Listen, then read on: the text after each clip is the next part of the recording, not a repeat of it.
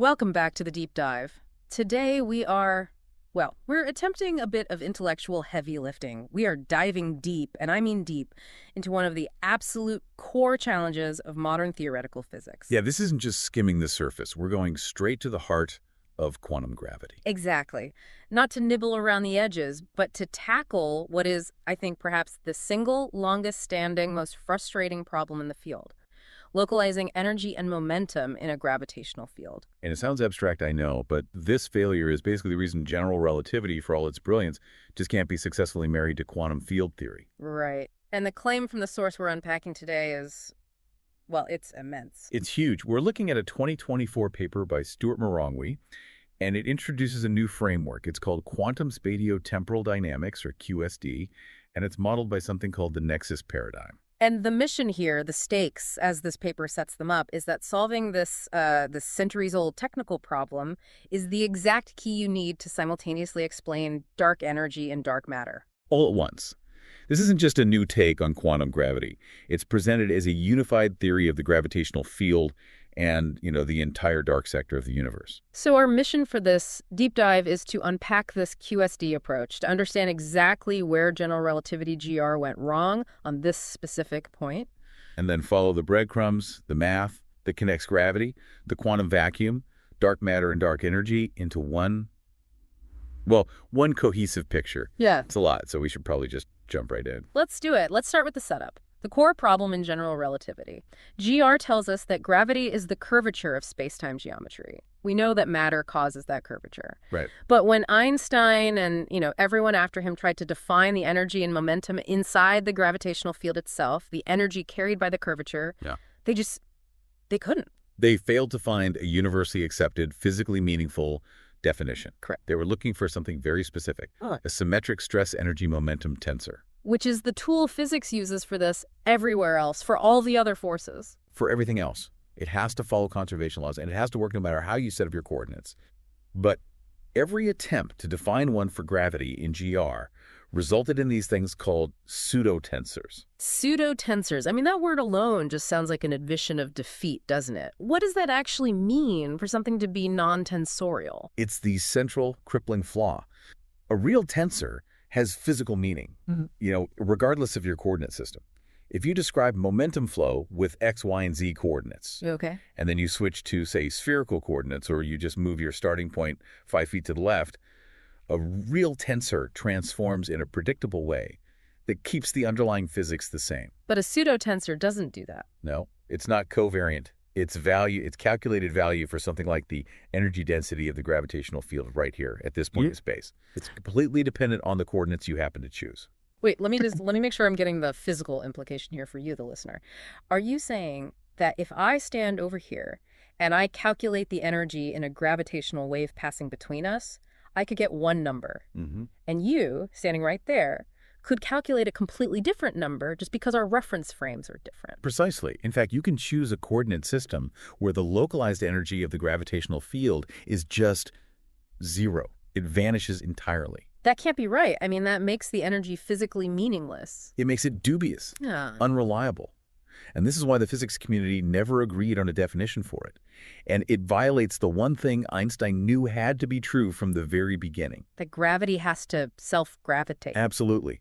The energy in the gravitational field has to be a source for more gravity. If you can't define that energy with a proper tensor, you can't make the math work without running into these paradoxes. You need an expression where the field's energy is defined by the gravitational mass it carries. GR's geometry just couldn't provide that. So QSD, this new theory, looks at this century of failure and basically says, you're all looking in the wrong place. Exactly. They just sidestep the whole problem, a complete shift in perspective. Okay, let's dive into that. The Nexus Paradigm.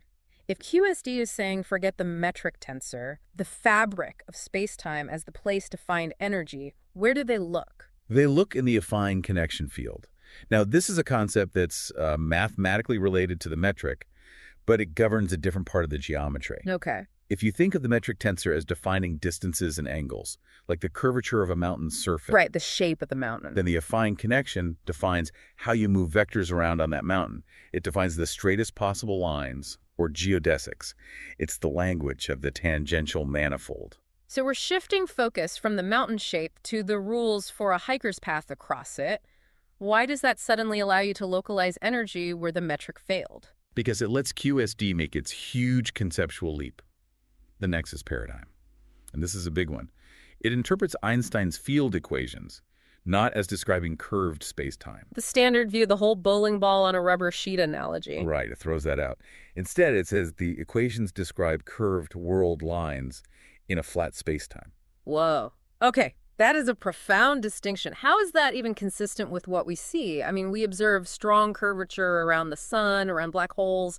How can the background be flat? It's a necessary trade-off to get unification. You have to remember, quantum field theory QFT, which describes every other force so well, is built on a flat space-time background. That's where particles and fields interact. Ah, I see. So by defining gravity as curved paths in a flat background, QSD is building the bridge needed to finally quantize it. Exactly. The stage itself is flat and static, but the actors on the stage follow these curved paths dictated by gravity. And the idea of curved lines in flat space, that's not totally new, is it? Not at all. Yeah. It's already a core part of QFT through Feynman's path integral, the sum over histories. NP just adopts that language for gravity. And this brings us to the key mathematical tool they use to manage all this, Hamilton's Ricci flow. Ricci flow. It sounds like a river of curvature. What is this thing? It's a partial differential equation. Originally, mathematicians like Hamilton used it in topology to basically smooth out geometric weirdness. Imagine trying to iron all the wrinkles out of a really complex, crumpled-up surface. Okay, so it smooths things out. What's its physical job in QSD? Its job is to dynamically manage and distribute the curvature, which is the energy of the gravitational field. The Ricci flow literally spreads the curvature evenly through space over time. The paper gives a really powerful analogy here. Good job. It says the Ricci curvature tensor in GR is effectively the average of all the possible paths a test particle could take in a gravitational field. So gravity is less like a fixed solid geometry and more like a statistical process, like thermodynamics? It's just like thermal diffusion. It implies gravity is this dynamic, always evolving field. And the path an object actually takes is the result of averaging over countless quantum possibilities. This statistical nature is what makes it possible to quantize. And this smoothing process, this evolution, it leads directly to the core idea of a localized energy packet, the Ricci soliton. Yes. The source points out that when you look at vacuum solutions of Einstein's equations and you correctly include the cosmological constant, lambda, you naturally find a structure called a Ricci soliton. And a soliton is what exactly? A soliton is a self-reinforcing stable wave packet. It's a wave that holds its shape as it moves. So QSD looks at this stable, localized thing that just pops out of the math and says, there it is. That's the energy packet we've been looking for. That's it, exactly. The soliton is identified as a localized packet of vacuum energy that is intrinsically self-gravitating. Because the structure is stable and self-contained, energy conservation holds within the packet. The localization problem is solved. So we're not trying to define the energy of this entire shifting geometric landscape anymore, which gave us the pseudo-tensor paradox. No. We're defining the energy of these discrete, stable, quantized wave packets of curvature. We've gone from a vague geometric headache to a concrete physical thing you can actually count. Which brings us right to the quantization part. If space-time is made of these packets, how do you actually do the Q in QSD? How do you quantize reality? The QSD approach starts with the very practical constraint from QFT. You have to avoid infinities, the divergences. So they begin by considering a large but finite patch of Minkowski space. Okay, a finite box. Right. And they only deal with displacement vectors, how far you move from A to B rather than singular point-like events. This immediately avoids the self-energy problems that plague QFT. No point particles, no infinities, I like it. But how do you get quantum structure out of just displacements? Through the math, they define the inner product, a way of measuring length, in this local system. And they demand that this measurement must be coordinate independent. For that to be true, all the cross terms, like multiplying a displacement in X by a displacement in E, have to vanish. Why is that the key? Why does making cross terms disappear lead to quantization? Because for those terms to disappear, the coefficients that multiply the displacement vectors, let's call them A, B, C, and D, they have to follow a very specific rule. Yeah. That was the anti-commute. A times B has to equal negative B times A. And that's the hallmark of non-commutative algebra. That's quantum mechanics. That's the profound aha moment. It's not a choice. It's a mathematical requirement. And the matrices that naturally satisfy these anti-commutation rules are the Dirac gamma matrices. The same matrices from the Dirac equation, the ones that describe the spin of electrons and other fermions. Right. The very same. The conclusion is revolutionary. The displacement vectors of spacetime intrinsically live in what's called Clifford space. This means spacetime itself isn't smooth. It's made of tiny, spinning, quantized wave packets. The displacements are Dirac four-vector matrices. Wow. So just by insisting that how we measure distance is physically real and not an illusion of our coordinate system, the math forces space-time to be quantized and to have intrinsic spin. The structure enforces the spin, yes. Now, to make this a real physical theory, you need to set the boundaries. You can't have an infinite number of these quantum states. That's what leads to the cosmological constant problem, right? The catastrophe of the vacuum. Exactly. So QSD sets physical limits. The high-energy cutoff, the shortest possible wavelength, is the Planck 4 length. Any shorter and you'd create a black hole just by trying to measure it. The ultimate physical limit. And the low energy cutoff, the longest wavelength. That's the Hubble 4 radius, the cosmic horizon, the edge of the observable universe, beyond which we can't get information. So the entire observable universe, from the Planck scale to the Hubble scale, acts as a finite box for quantization. How many states does that give you? The ratio of those two scales gives you the total number of possible quantum states of spacetime. About 10 to the 60. A massive four-dimensional lattice of states. And now we have to connect this quantized wave packet back to the Ricci soliton, the energy lump. This is where dark matter makes its grand entrance. It is. The paper calculates the momentum of the M38 wave packet, and what they find is that its energy connects directly to the cosmological constant, lambda. Let me just pause on that for you listening. The energy of a single fundamental quantized piece of spacetime is determined by the overall vacuum energy of the entire universe. Precisely. And this wave packet, this stable Ricci soliton, is then identified as dark matter. So dark matter is not some exotic particle we've been hunting for in mines for decades. No WIMPs, no axions. It's literally just a stable, localized lump of vacuum energy sitting in the nth quantum state of spacetime itself. That's the claim. And because it's a soliton, it naturally has the properties we need for dark matter. It's a localized lump of energy. It holds its shape. It survives collisions. It fits perfectly with the idea of DM halos being these stable, continuous fields. This is incredibly elegant. But the model also claims it can derive one of the most puzzling observations in astrophysics, modified Newtonian dynamics, or MOND. How does a high-energy quantum theory explain a low-acceleration galactic law? They look at the ground state. A high-energy graviton moving through this field will want to shed energy, right? It will cascade down to lower states. Towards the ground state n equals 1. Exactly. The paper suggests this transition involves emitting a ground state graviton, and that emission creates a tiny, tiny force. They calculate this force using the uncertainty principle. And because the ground state is defined by the biggest scales, the Hubble radius and Hubble time, the uncertainty is huge. Right. And that calculation gives you a specific mass for this ground state graviton, and in turn, an induced acceleration, which they call AG. And this acceleration AG just so happens to be. It precisely matches the critical acceleration, AO0, that Milgram found empirically from looking at galaxy rotation curves. The key insight is that a volume of dark energy generates a tiny scale invariant outward acceleration. A push. A push that counteracts normal gravity. You only see its effect when Newtonian gravity gets incredibly weak, like in the outer edges of galaxies.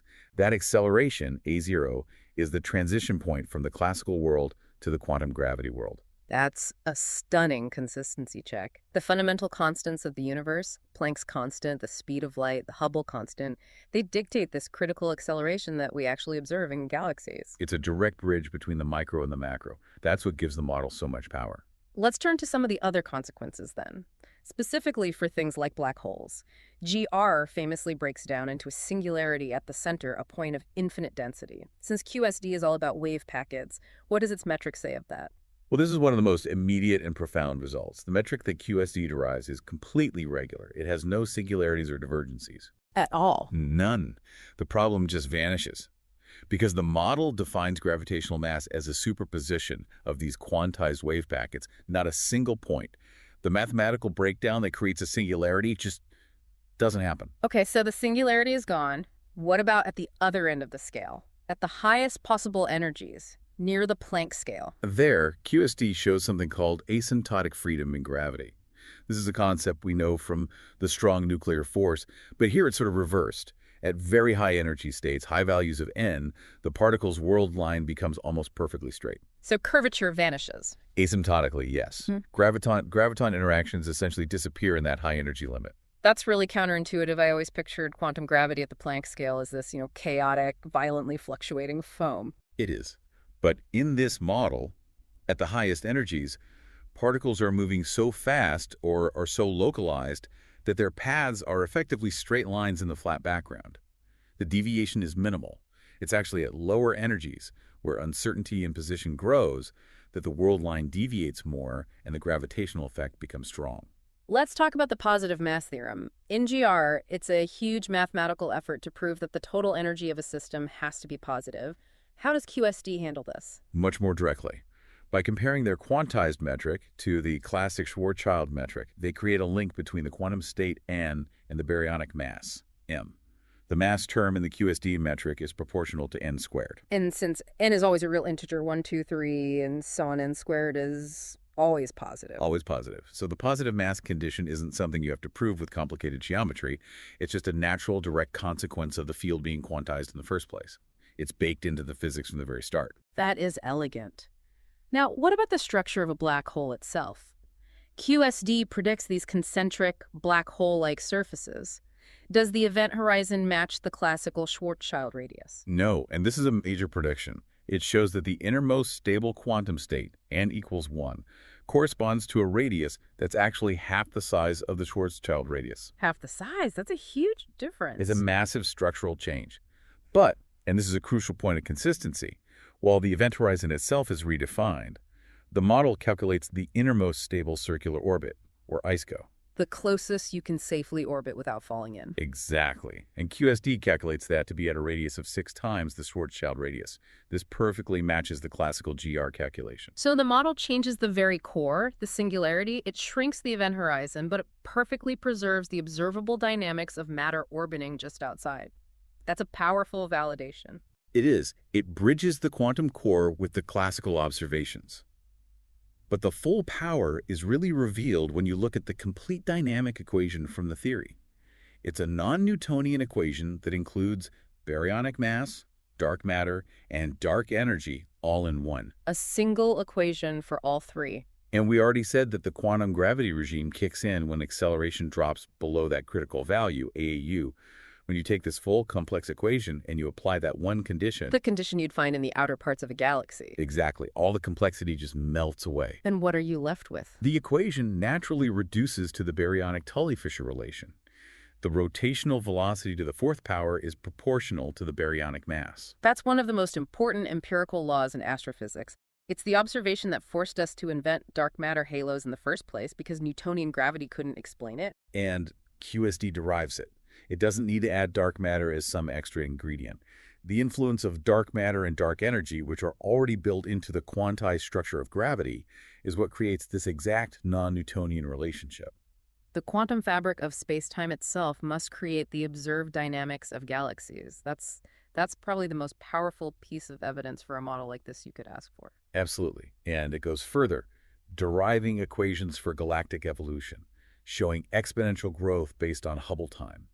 It all consistently reinforces the idea that vacuum energy is driving large-scale structure. Let's get deeper into the physical nature of gravity in this model. We've said it's a dynamic flowing field.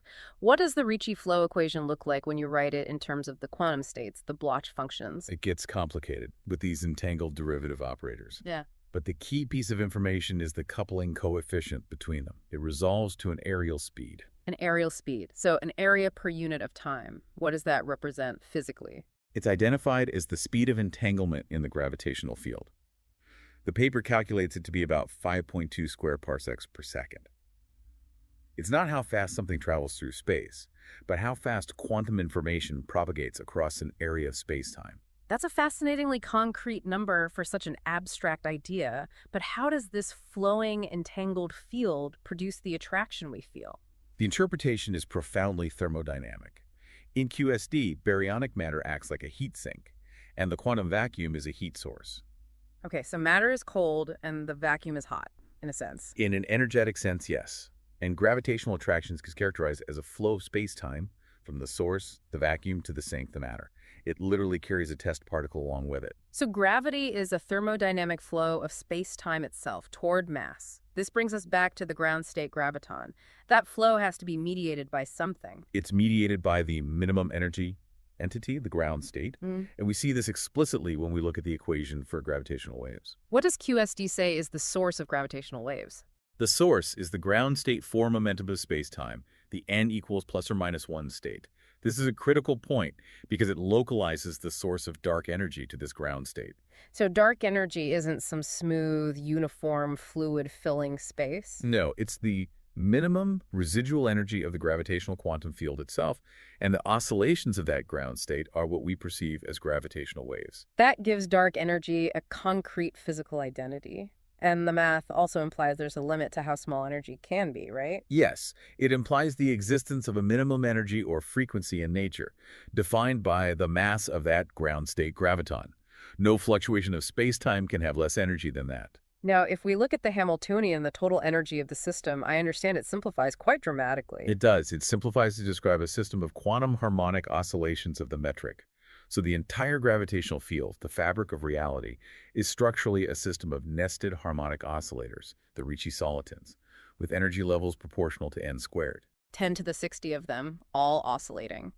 This has to have consequences for the uncertainty principle. It does, big time. The math directly links the quantum state, n, to your uncertainty and location. If you have a particle in a high quantum state of space-time high n, weak gravity, it's highly localized.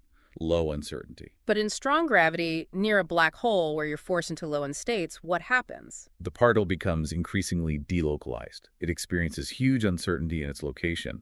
As you fall toward a black hole, the amplitude of these quantum oscillations grows larger and larger. Your position becomes incredibly uncertain. That is a complete reversal of our intuition. We think of strong gravity as this deterministic, crushing force.